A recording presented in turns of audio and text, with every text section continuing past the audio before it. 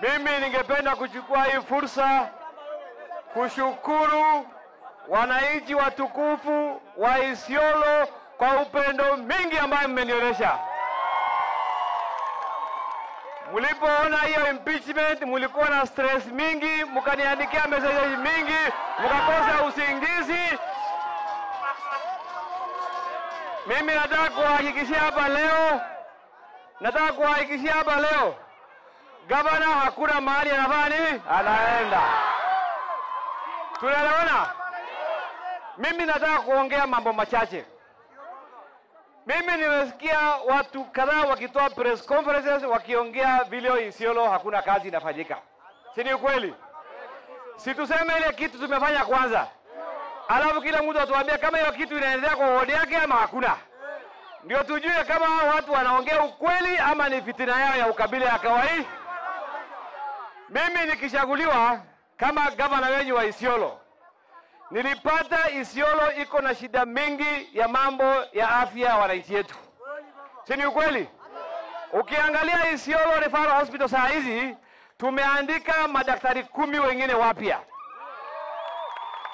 Tumeandika nurses 60. Tumeandika clinical officer 20 kwa sababu ya kuweza kuboresha afya ya wananchi wetu. Tumemaliza accident and emergency ambayo iko na ICU bed capacity 14. Hii region ya Northern Kenya hakuna mahali iko na kitu kama hiyo. Tumeelewana?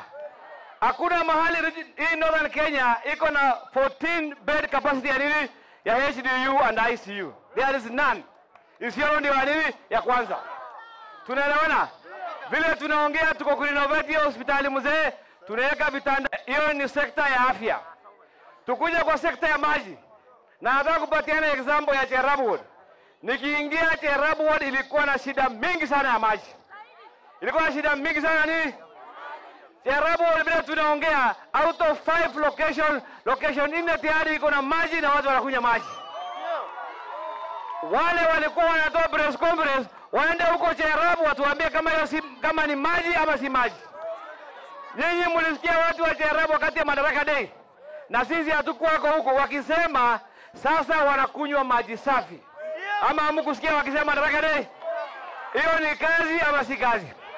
Mimi nimechimba borehole 68 kwa miaka ngapi?